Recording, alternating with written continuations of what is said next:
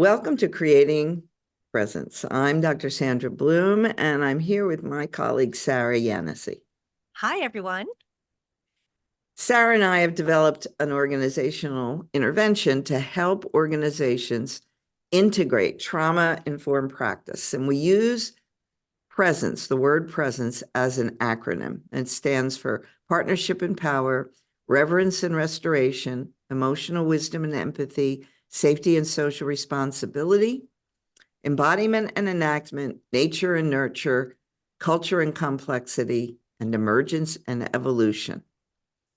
So we started today with an equation. Big risks plus little brains equals big brains plus big problems. So let's talk a little bit about that equation, Sarah. Yeah, so what we're really getting at is understanding that early experiences shape later life functioning. So, what happens to us as children has a huge impact on what happens to us later as adults. And we're also talking about that vulnerability that humans have in their formative years, the role of attachment as a building block for all of our future relationships, and how when our brains are so young and vulnerable and malleable, that traumatic experiences can really affect not just what we learn, but how our brains develop and form. You know what is so vital about that, I think, is that this is not news. And yet for No. many people, it really is news. Yeah. And it's so frustrating because it's taking far too long for this knowledge, research-based, science-based knowledge that we have now about early childhood development to really impact policies, practices, and funding Yeah. that's directed at early childhood programs. We're not talking about the mind. We're talking about the child's brain. And it's just infuriating that early childhood programs can't get the funding that they need to really do the work that's so critical for the rest of the child's life. And Well, sorry, Sandy, but yeah, go ahead. also, as you're saying that, I'm thinking not just funding for early childhood programs, but funding to make it possible for parents to be available for their children. Right, exactly. Who's supposed to nurture that brain, right? If they don't have adequate people who can really do that work, who are substituting for parents, then how's it supposed to happen? I I really think it's a prejudice. It's a prejudice against children. And that the term for that is called childism. And it was a term that was first used by two African American psychiatrists back in the early 1970s, Dr. Chester Pierce and Dr. Gail Allen. And they were saying that it's a prejudice against children that is actually underneath racism and sexism. It's where it all really begins. And Dr. Pierce was also the person who introduced the concept of microaggression, which we're all probably more familiar with in recent years. But they define childism as the automatic presumption of superiority of any adult over any child. And it results in the adult's needs, desires, hopes, and fears taking unquestioned precedence over those of the child. And I think it's a remarkable observation. It's largely invisible in our culture. Nobody admits to this. It didn't get a lot of traction, even though it was written about in 1975. It's okay with you. I'll quote from something they said. They Yes, wrote, please. "We contend that childism is the basic form of oppression in our society and underlies all alienation and violence, for it teaches everyone how to be an oppressor and makes them focus on the exercise of raw power rather than on volitional humaneness. Like its derivatives, sexism and racism, childism is found in virtually everyone. Modification of childist practices would alter other oppressive systems that retard the development of humankind to its full potential. This is news to me. I have not been familiar with childism, and I'm familiar with a lot of isms.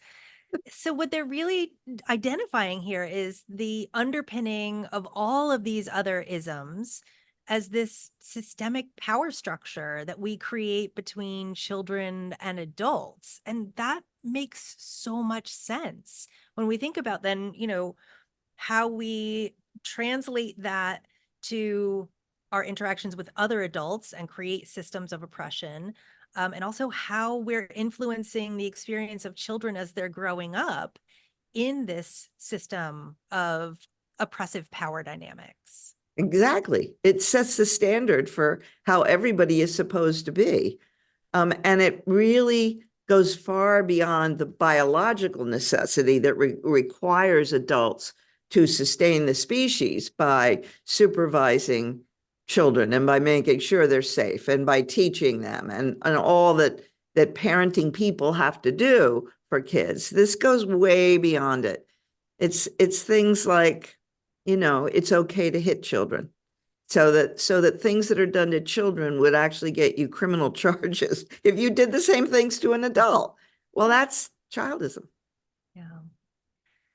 And are they suggesting then that there is a way to honor that inherent vulnerability of children and their need for protection while also supporting the needs for, let's say, voice and choice for children?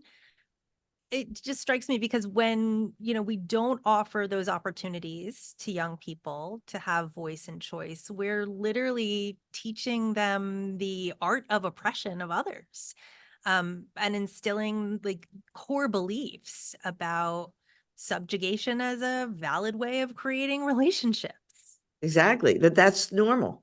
Yeah. That's the way it's supposed to be. I think the child gets discriminated against simply because he or she is a child.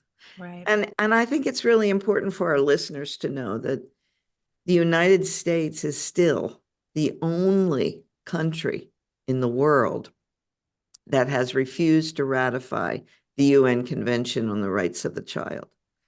So It's I would shocking. urge people who are listening to this, go onto the UN website, the UNCRC.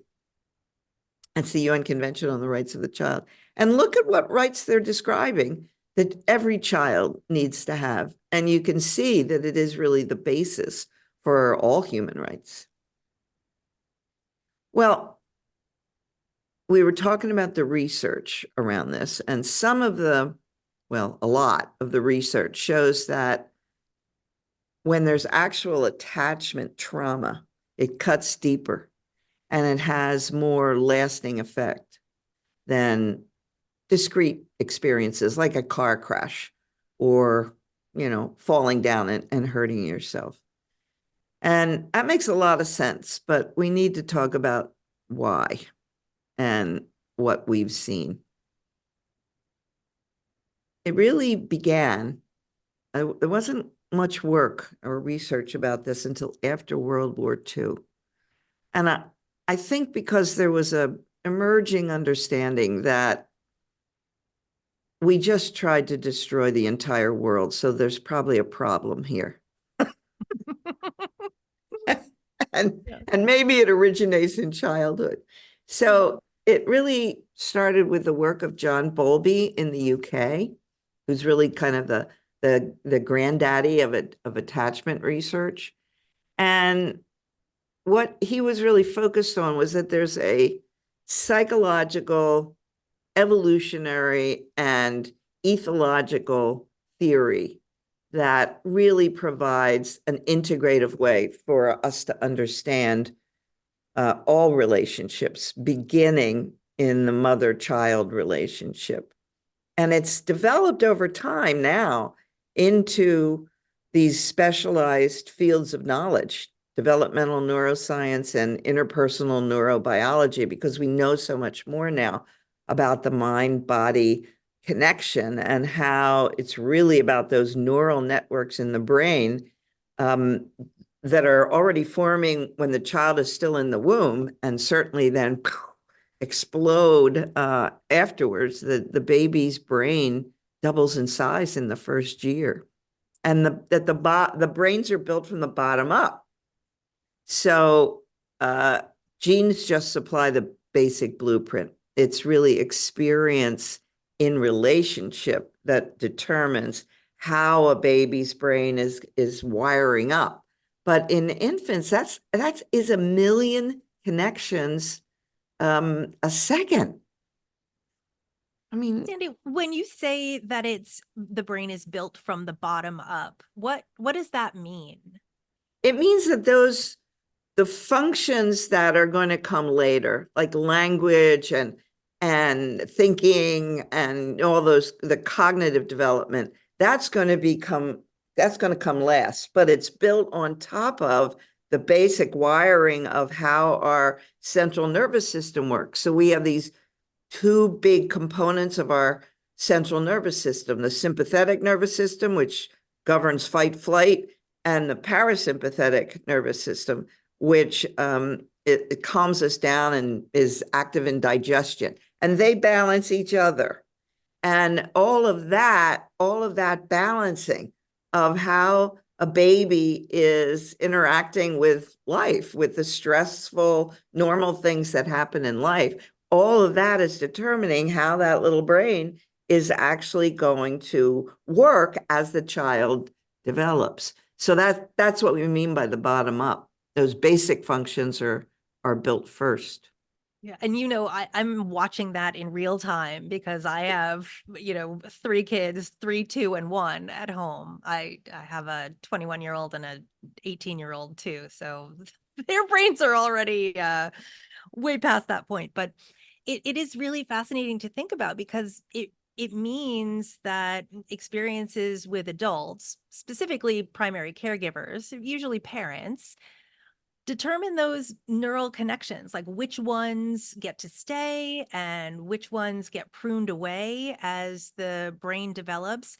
And so I think what's so striking to me is that it's not just learning. We're not just, as parents, we're not like just teaching our kids. We're literally, our interactions are constructing or building the brain foundation. And that feels like a huge responsibility. Huge. Um, and it also feels like, thank goodness, there are lots of other adults in my circle who are helping with that. And I think just about how in the way that we construct the idea of family, and I was reading an article about this morning, nuclear families, this ideal that we've created in A the last disaster. half A century. disaster. Yes, it's been a disaster because if my wife and I are the only two people who are influencing the construction of these little brains, yikes. I mean, we're Exactly. not terrible, and it was, I think we do a pretty good job, but knowing that, I can name 5 other grown-ups who are daily part of our kids' lives who are doing that work with us. And it makes such a difference. And that, like, kind of sharing that responsibility just feels so much more like how it's supposed to be. Exactly. I think you're absolutely right. I think it helps to explain why our society is so messed up because this has been going on now for several thousand years, but we're not designed to have raise children this way. We're supposed to be raising them in tribes where every child has access to many different adults. And every interaction is impacting the way their brain is developing and what they're learning and how they're feeling and how they're managing their feelings. And when it's dependent on just two people, and for many people, just one Right. adult, Right. That is a terrible system. And it's nobody's fault now. It's been going on for a long time, just like you were saying, but it goes against our evolutionary history because for several million years we raised children in tribes. And that's obviously what we're supposed to be doing.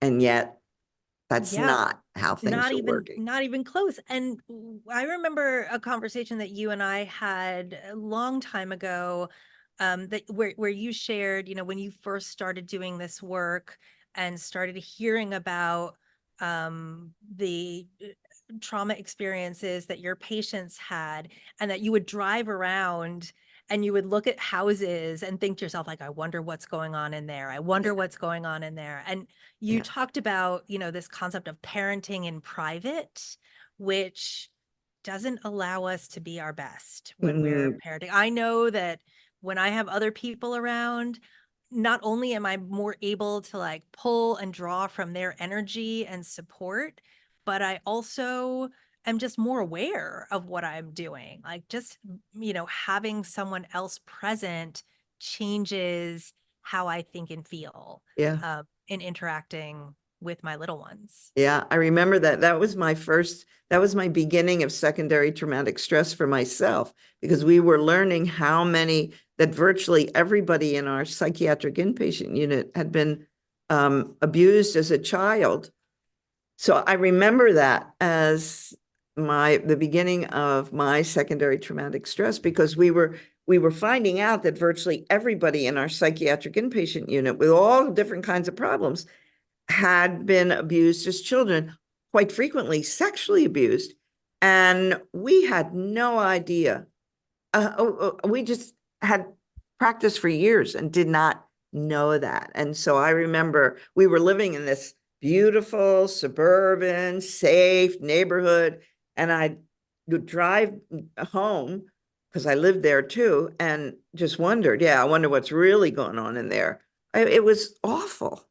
Mhm. It was, and those early attachments that we're talking about, they're formed by the age of 7 months.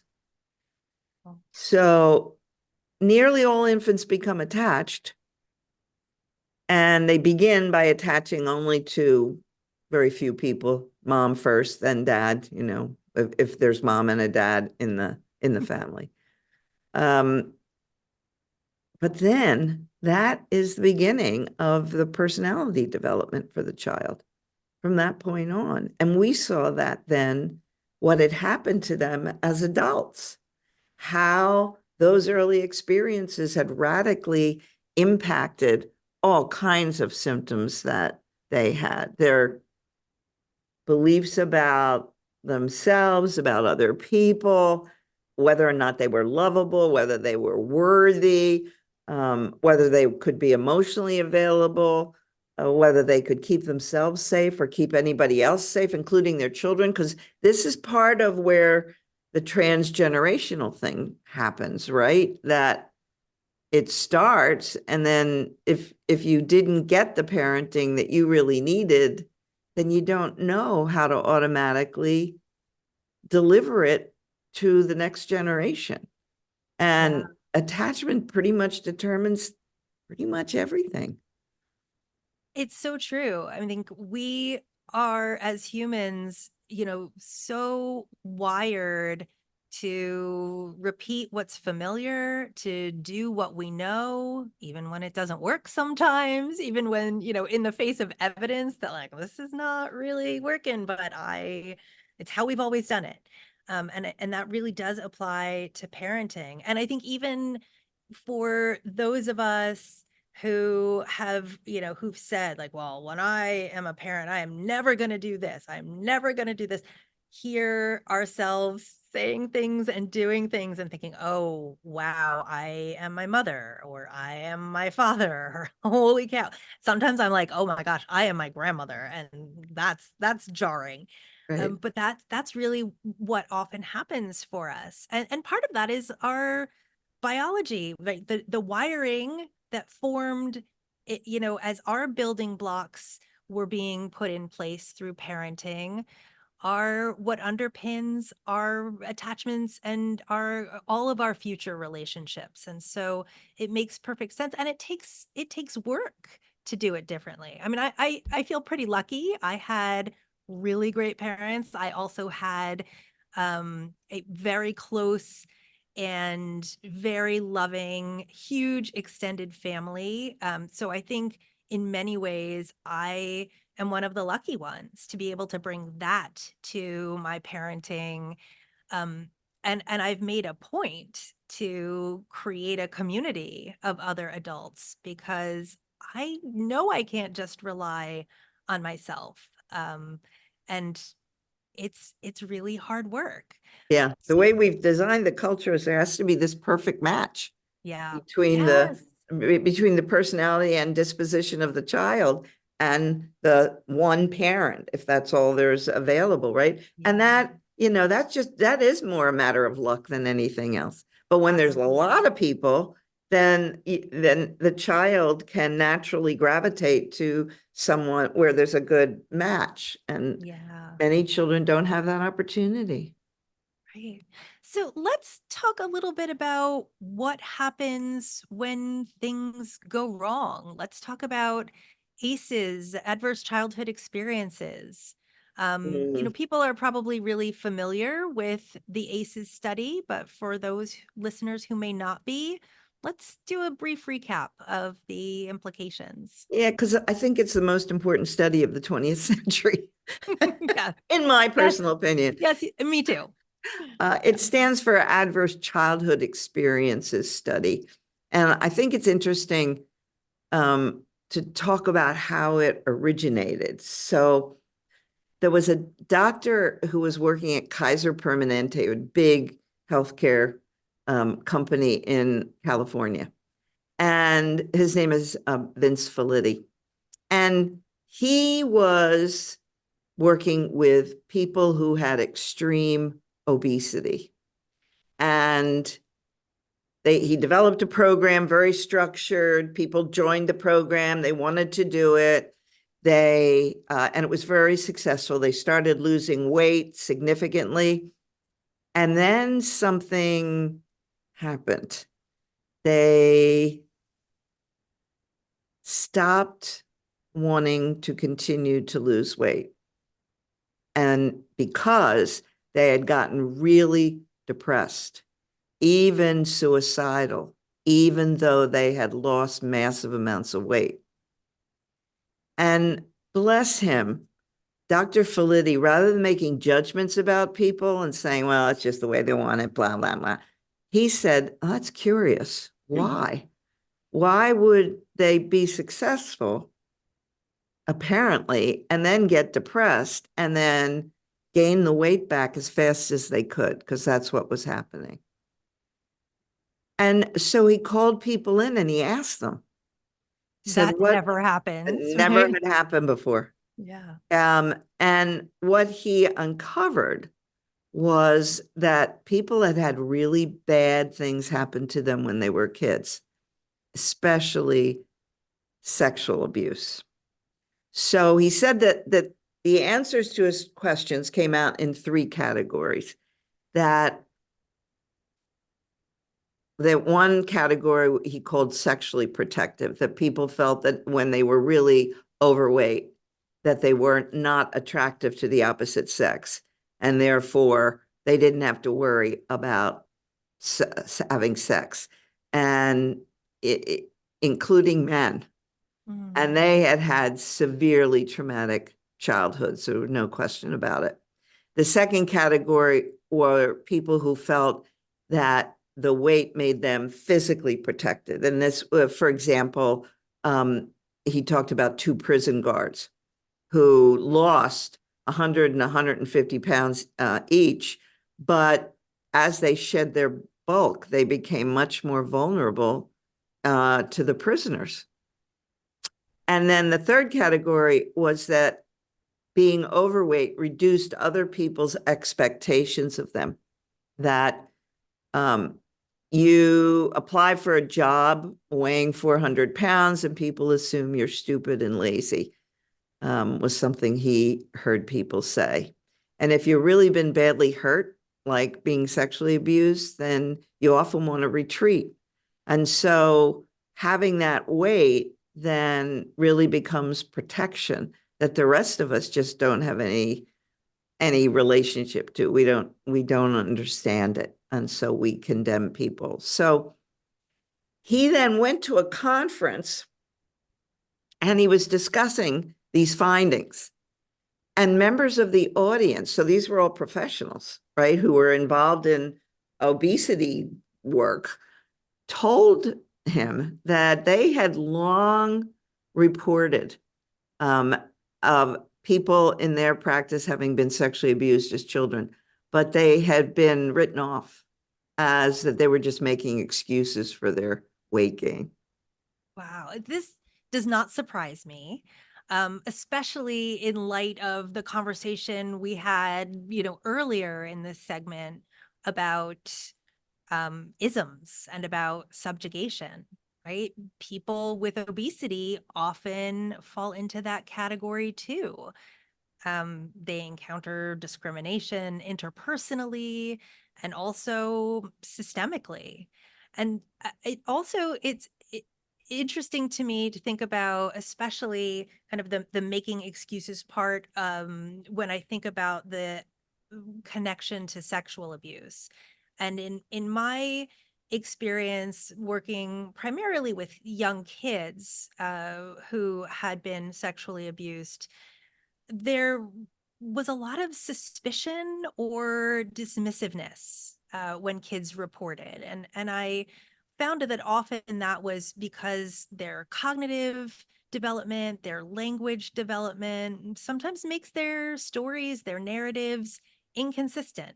And so they're not necessarily taken seriously or believed, or there's an expectation that they may not be telling the truth for some reason.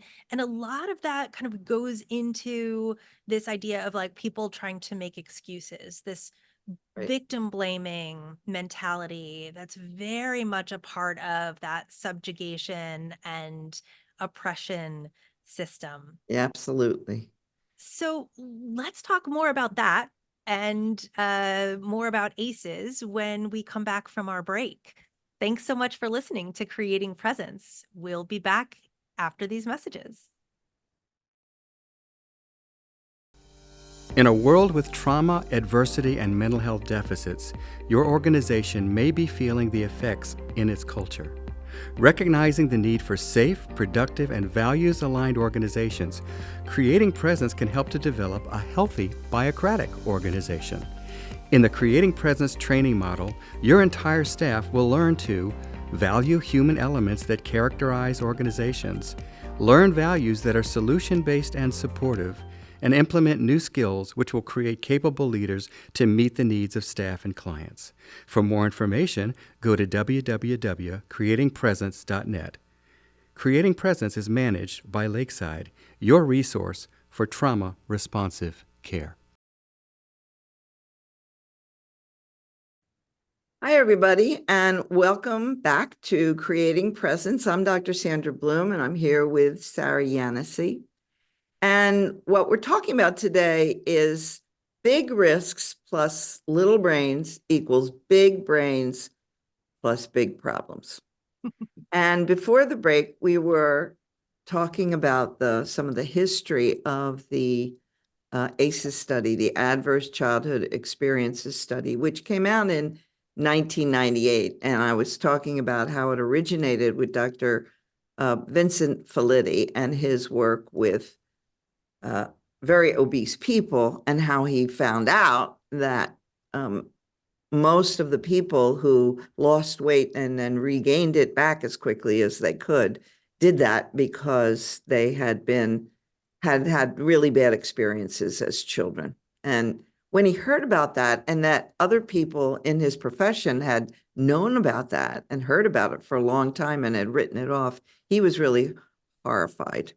So he realized that, wow, he had discovered something, uncovered something that was incredibly important. And so he needed to get some science behind it. He needed to get some real evidence. So he teamed up with a scientist named Robert Anda, Dr. Robert Anda, who was at the Centers for Disease Control.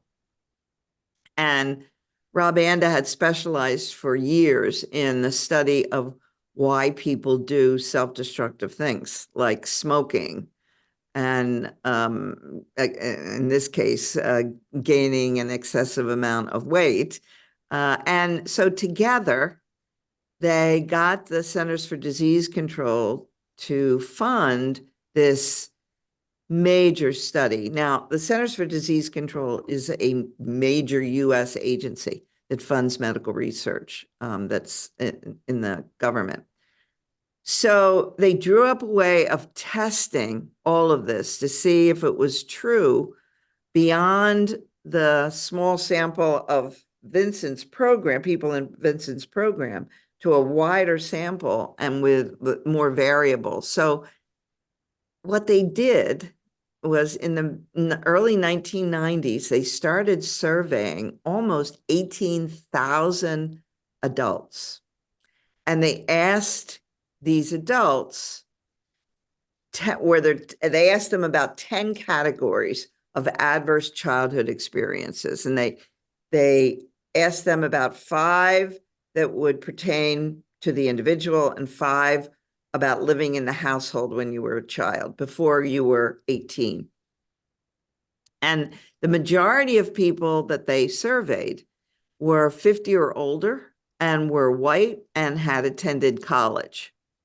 And that's just who they had access to. So they asked these adults, were you ever physically, emotionally, or sexually abused when you were 18 or younger? Or were you physically or emotionally neglected? And did you live in a household where anybody was incarcerated, where anybody was mentally ill, where anybody was a substance abuser, where there was domestic violence, or your parents had divorced or separated? And those became then the kind of what we could call now classic adverse childhood experiences categories. And if you look at the original videos that were made, which you can usually find on YouTube, from Dr. Felitti and Dr. Anda, where they are finding their initial results, because they were astonished, completely blown away by what they discovered. It turned out that for every category of adverse childhood experience you went through as a kid, you were radically more likely to become depressed as an adult. If you had 6 categories of traumatic events, you were 5 times more likely to become depressed as an adult than somebody who didn't have any. If you had 7 categories of traumatic event as a child, you were, now this is mind-boggling, 3,100% more likely to attempt to commit suicide as an adult. And depression and suicide were really just the tip of the iceberg. As the study got more traction and was replicated over and over and over, because it's been, almost 25 years. Well, no, it is now 25 years. It was discovered that ACEs are astonishingly common in the population, that the majority of Americans have experienced at least one category of adverse childhood experience, and that with an ACEs score of 4 or more, people are twice as likely to smoke, 7 times more likely to be alcoholics, 6 times more likely to have had sex before they were 15, twice as likely to have been diagnosed with cancer, twice as likely to have heart disease, 4 times as likely to suffer from lung disease, 12 times as likely to have attempted suicide, 10 times more likely to have injected street drugs. So, for an example, a male child with an ACEs score of 6, when compared to a male child with an ACEs score of 0, has a 4,600% increase in the likelihood of becoming an injection drug user sometime later in life. It is, Mind-boggling. yeah, just really horrifying.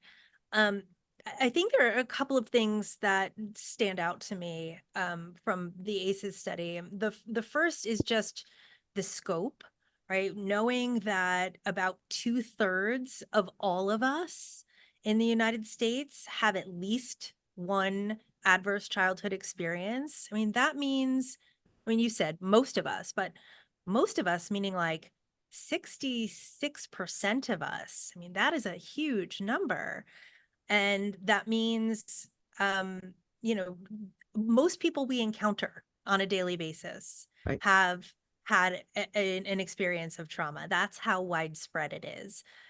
And then also thinking about that, you know, that significant number of 4, that's really where the tipping point is, right? That if you have 4 ACEs, that's increases your likelihood for all of these problems by so much. And I think, you know, whenever we talk about ACEs, it always strikes me that, you know, people who are listening or hearing about it are immediately calculating their own ACE scores and thinking like, oh my God, am I going to get cancer because I have an ACE score of 5 or 6?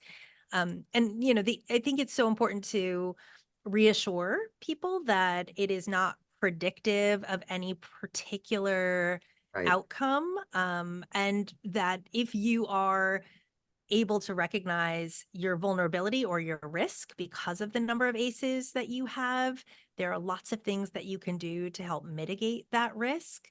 So it's not, you know, a sentence. It's not like these things happened, therefore this is what's going to happen to any individual. It's really about statistical risk.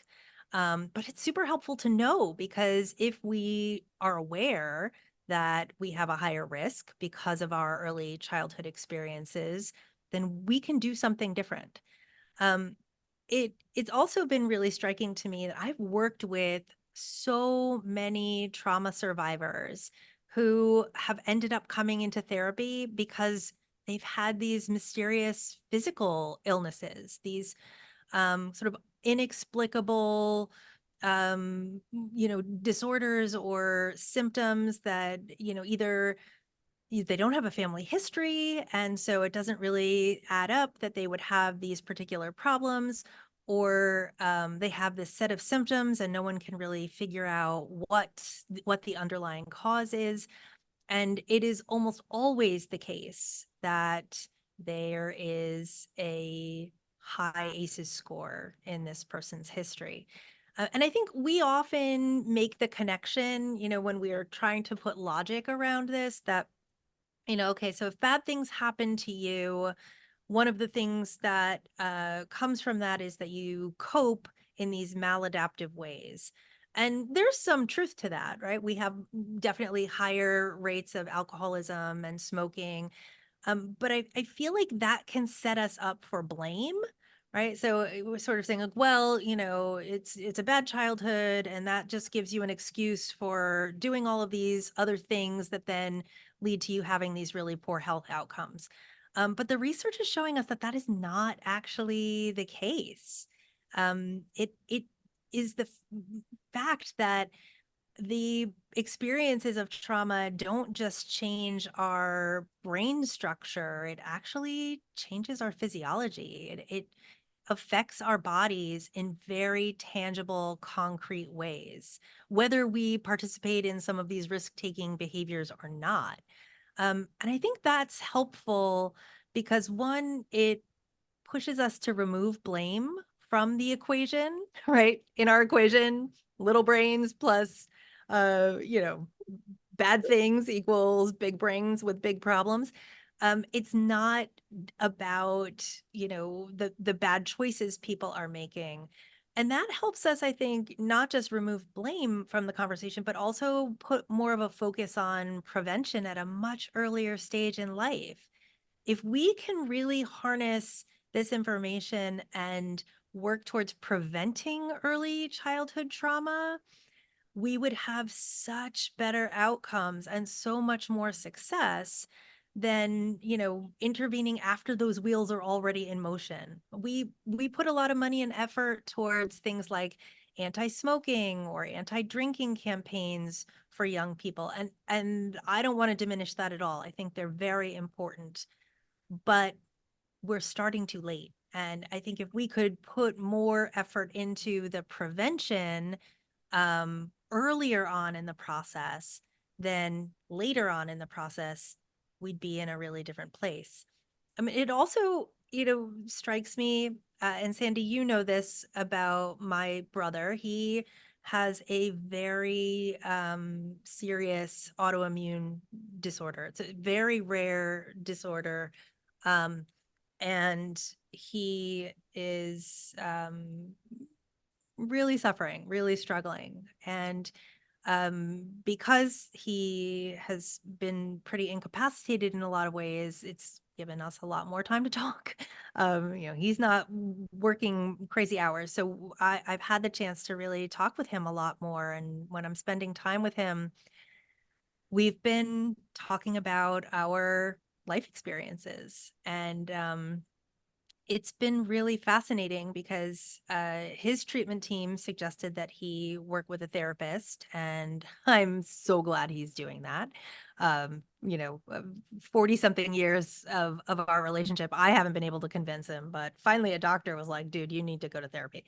And he is having this really amazing experience. And, it was because of the trauma of having this illness that prompted him to go. But what he's beginning to really understand is that the inflammation that's part of this disorder, this immune disorder, is probably really rooted in some early childhood experiences that he had that started that ball rolling with the stress response.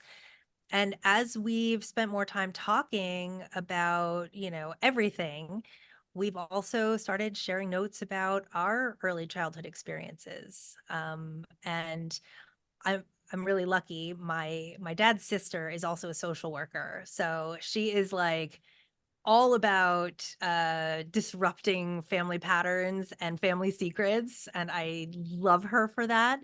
So I have bits and pieces of information, and my brother has bits and pieces of information about, our dad and his experience as a young person, and our grandmother.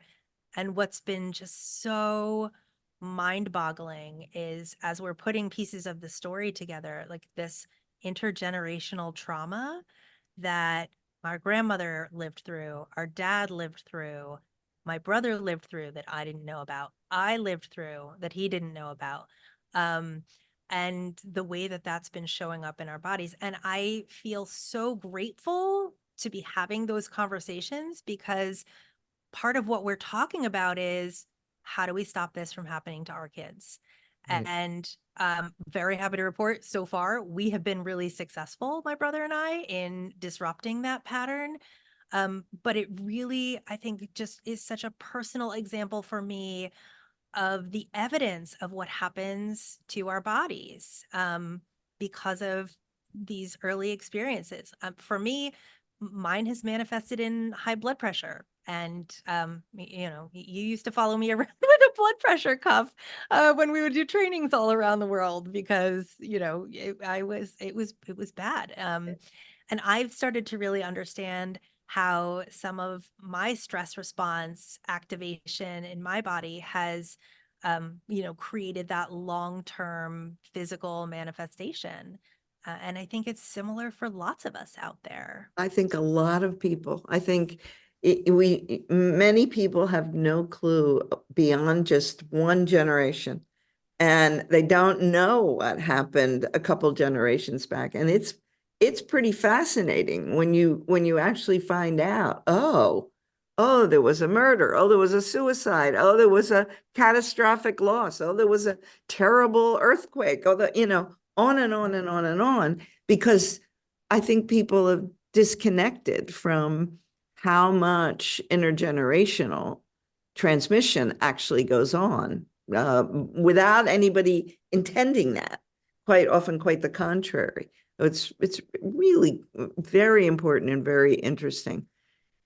I mean, we could talk a lot about how this almost 30 years of research has really created an enormously large healthcare and mental health care burden that we're facing today.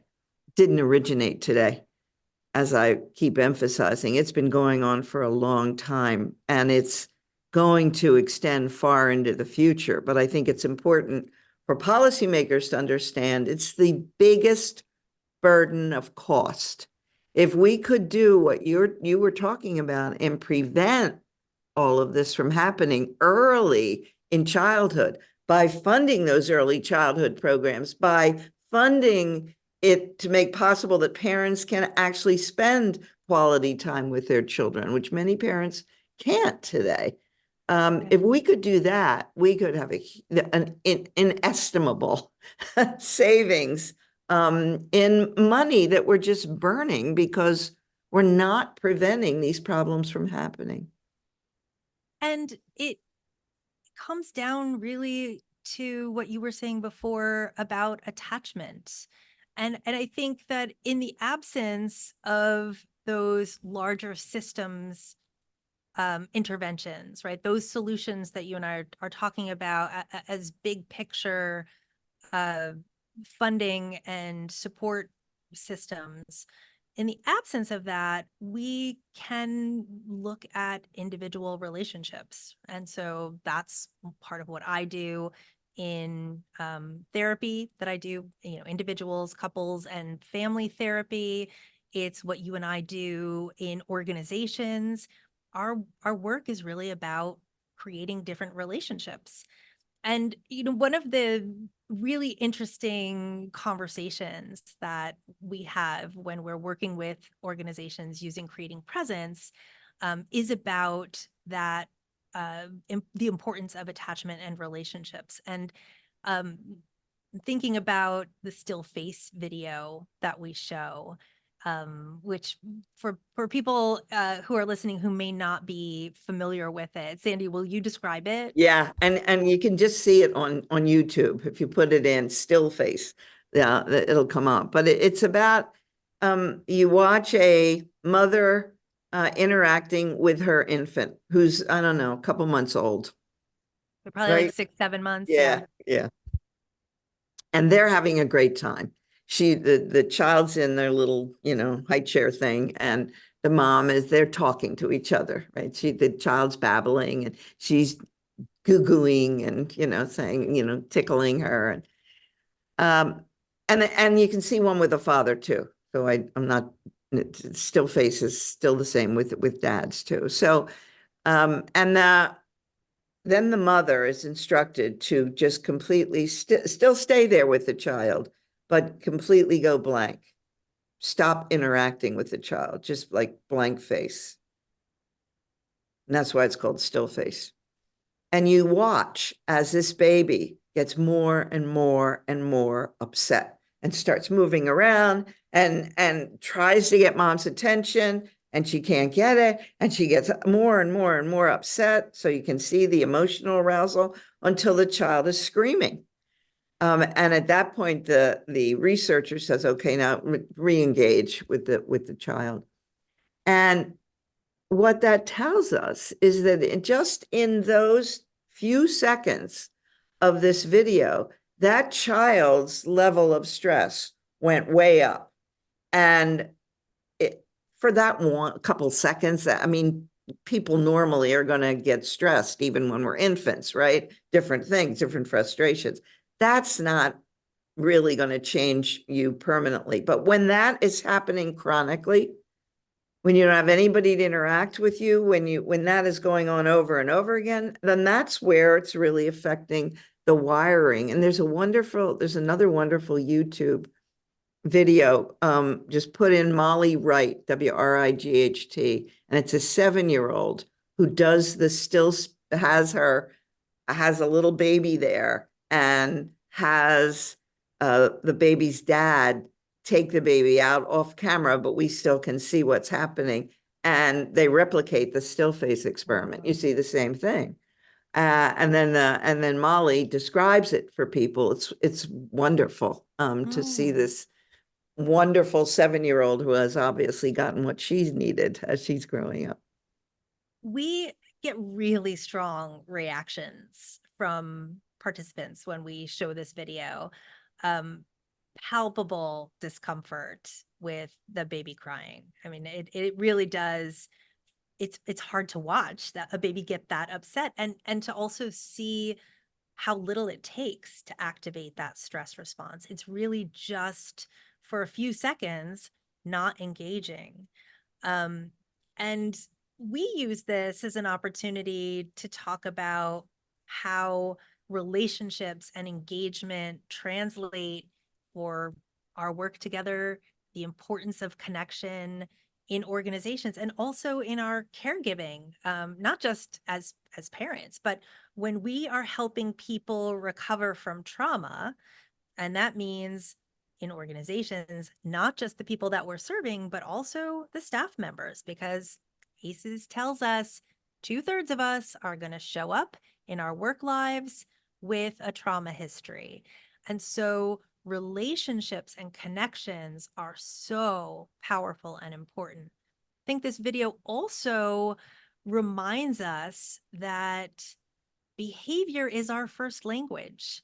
What that baby does not, she's too young to put words to anything. Right. And so she has to show her distress with her body, and she has to show her distress through her behavior. And so that's also really palpable for people too, when we start to help staff recognize that so much of what they see in themselves, in each other, in the people that they're trying to help as messages, right? Behavior is a message. That's really helpful. That's really powerful too. And so this video, it's a really helpful tool in getting people to understand viscerally the power of relationship and viscerally understand what happens when their child is reaching out for connection and they're on a computer screen or a tablet or a phone. Yeah, right? absolutely.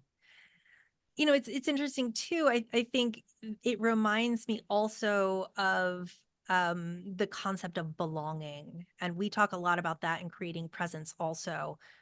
It's not lost on me that a lot of the diversity, equity, and inclusion work has now been renamed diversity, equity, inclusion, and belonging, because, and I know that those terms are very controversial in some places, but I think really recognizing the importance of belonging as part of our human experience is it's huge. And when we are trying to create trauma-informed workplaces, not just trauma-informed care for people who are in recovery, but also for the people who are working in those settings, we need to really think about creating a sense of belonging. Yeah, and that is not something that routinely comes up in the workplace. Do your job. Stop complaining. You're not performing well. And really no understanding often of what people are actually going through at the work. And the lower down in the hierarchy of an organization, the more likely that is to happen. And in the reality, most of our workplaces and people in the workplaces are incredibly stressed. Worse since the pandemic has been over. It's like a lot has caught up to our workplaces. And if people don't feel like they belong, that's when they're going to leave. We have a huge problem in most workplaces with turnover and with people, what's it called? Quiet quitting. Right? Being there, but not really being there because they don't feel like they're connected to the organization and to the other people there who need them to do their work. And so it's a huge problem for people in leadership positions. So that, our advice, of course, in creating presence is if you want that to improve, then you have to really work on what's going on in the organizational culture, that people feel disconnected. And that is also why we focus so much on leadership, because that is where role modeling happens. The same way we've been talking about the role of parents and caregivers in creating, brain structure and helping construct that. Leaders in organizations have a parallel role. And so that's really our focus on creating presence. So thanks so much for listening to Creating Presence. Join us next week when Sandy and I will look at relationships and recovery as our topic. You can reach us at creatingpresence.net or voiceamerica.com. See you next week.